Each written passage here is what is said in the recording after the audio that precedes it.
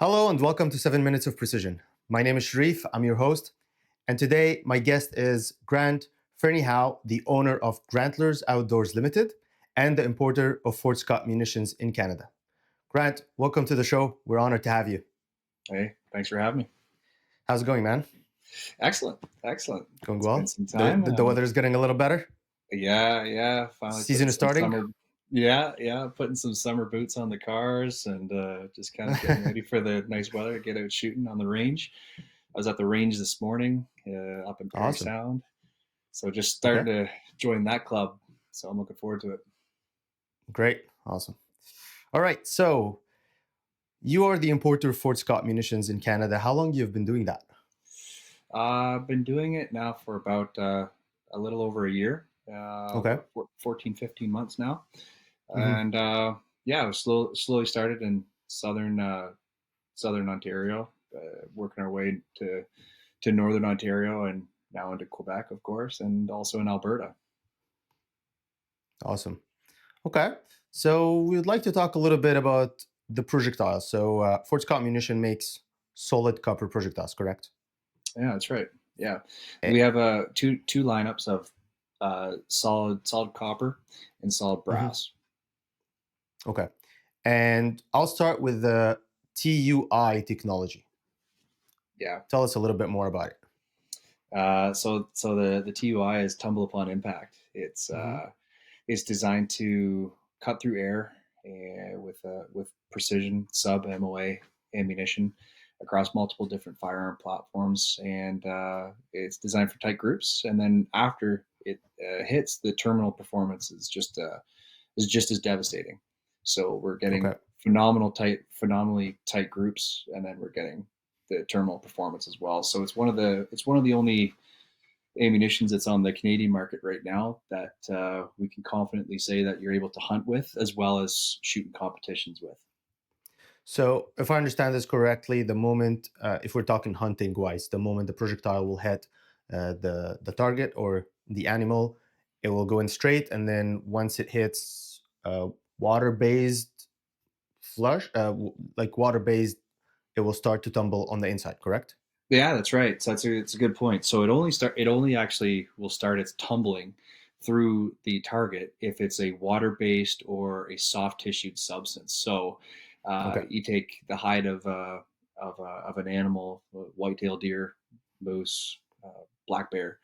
We're Hmm. getting uh, crazy penetration through those tough hides, even with some of our smaller and shorter calibers, such as 38s or 380s, and some there's some fellows that have or used to have carbines that were able to be shot with non-restricted firearms, and they're hunting black bears in southern Ontario, and they're doing really well with those.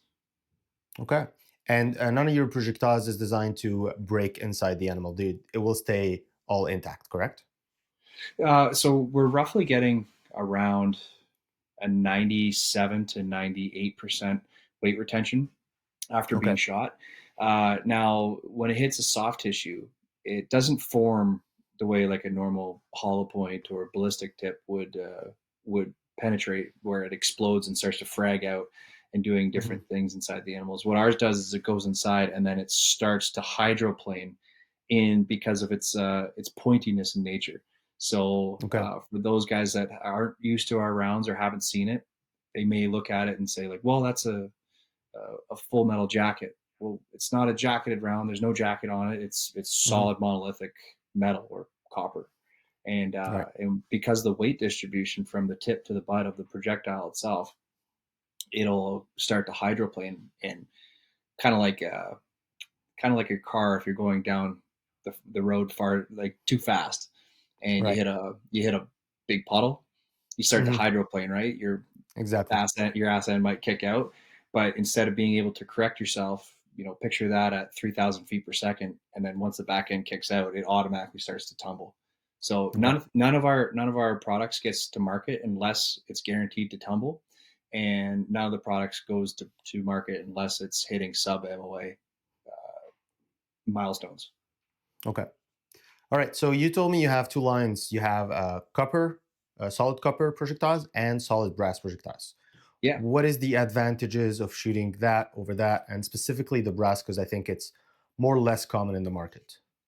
Good question. So the solid spun copper is essentially what the entire line is what people are shooting for both competitions or for hunting, as I said.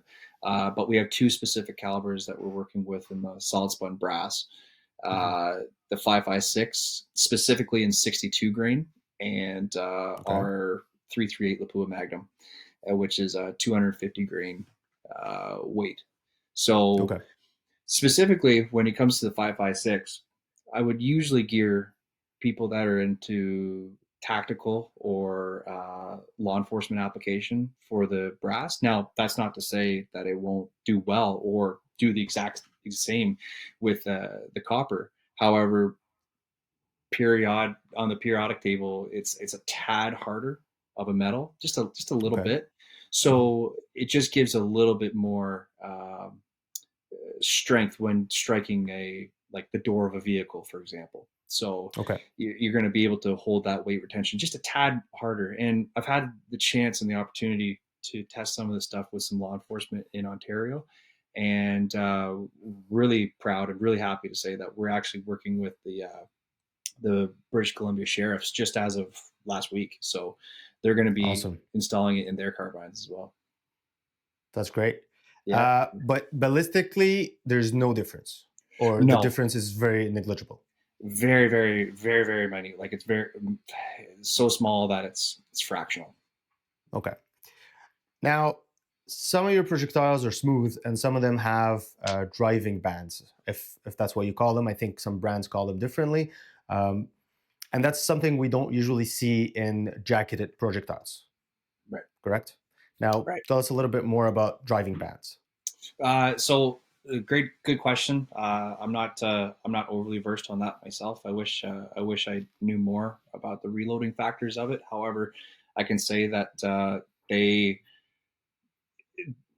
they're very consistently made. So if you tend to favor one over the other, it's going to be milled down on a copper rod or a brass rod. So you're Mhm. getting extremely consistent ammunition, and much more so than like molded lead, for example, which is as you can find some chemical inconsistencies, especially when it's bonded or cup and cord. Right. And then the weight distribution is, like I said, again, the kind of the secret sauce behind it all, and there's a lot of federal patents behind that as well. Okay. All right. Now, tariffs. What is happening Tariffs. with the tariffs? The question that everybody's asking and nobody knows what's happening. Good question. Good question. I wish I could give you a firm answer on that myself, but as the importer, it's been tricky for sure.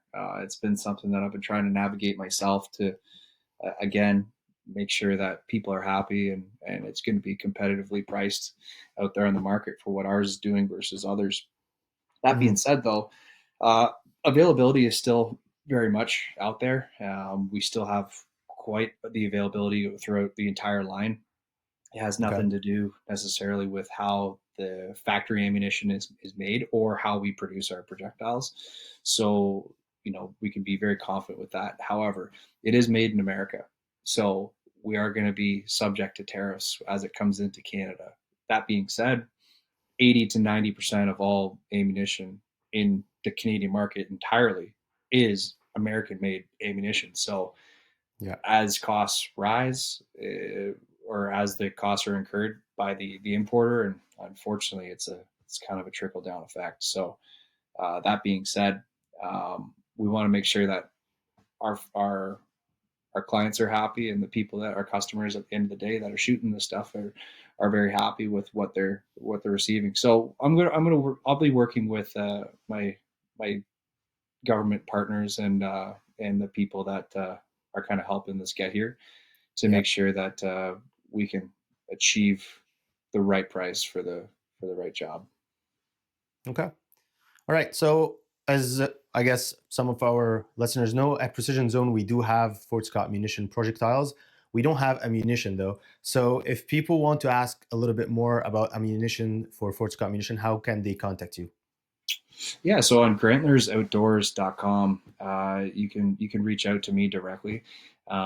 Feel free to send me a message on there, and I can happily answer any questions that you may have about the projectiles or the ammunition itself. If I don't have the answer, I'm more than happy to look it up or reach out to the guys and the executives at Fort Scott.